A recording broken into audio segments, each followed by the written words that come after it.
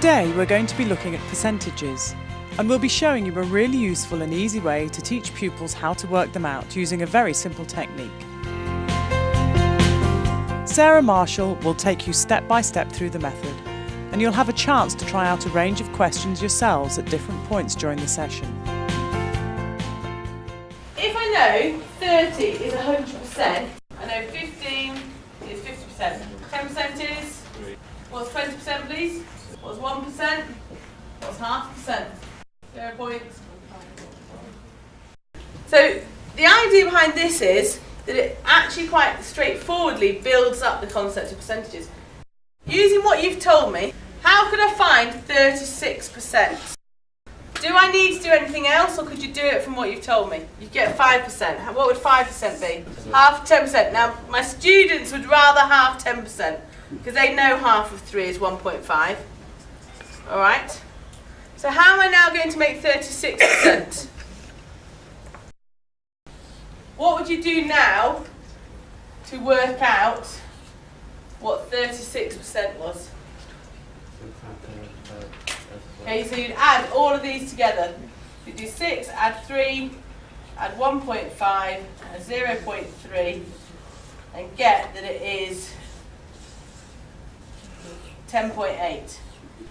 Between doubling and halving and times it by 10 and 100, divided by 10 and 100, that's all they need to be able to do to actually be able to work out any percentage. Okay? This is how I introduced finding percentages to year 10. And what is really impressive about it is the very first question they do involves decimals. And they cope absolutely fine. Because we'd have done work on multiplying and dividing by tens and hundreds. So they've got into their heads that they can do that now. And they manage this really well because you're asking them to tell you things they know. And it doesn't actually matter the route they take. So some of them might have found 10% and times it by 3 to get 30%. Some of them will find 10% and 20% and add them together. And it doesn't matter. And actually what this relies on is being able to double and halve times by 10. Between doubling and halving and times it by 10 and 100, divided by 10 and 100, that's all they need to be able to do to actually be able to work out any percentage.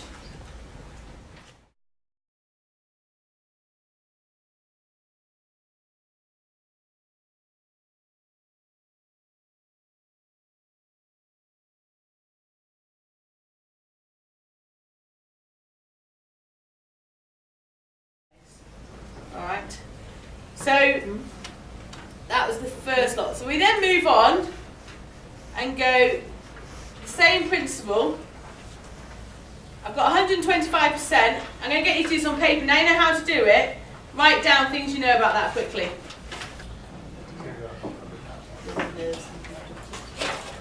Okay, we ready? We've got a few things written down.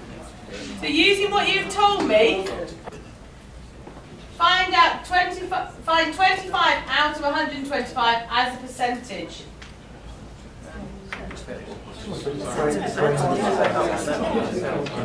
Right, did you all have 20% equals 25 written down? Yeah. Okay. The point being, I have spent years trying to teach children to understand what 25 out of 125 is as a percentage, and these tables tell them.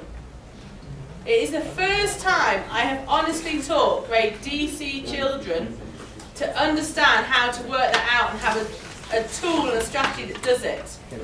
Alright, they don't get divided by the amount and times by 100. They have no idea what's going on.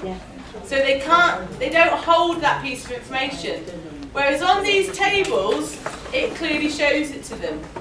So just very quickly, we will just spend a couple of minutes doing it. There's a few questions for you to try. The reason we use the table is it works for lots and lots of different strategies. So if they can get used to the table, we can then show them lots of other stuff on it. And that same thing again is every teacher in the department teaches percentages like this. As they move from one teacher to the next, then they see the same method being used all the time. And what I really like about this method is it can be taken right up to reverse percentages, which I'll show you later. So right up to the A star of percentages can be used this method for it. So if you start teaching them it in year 7, it naturally progresses for the other percentage questions.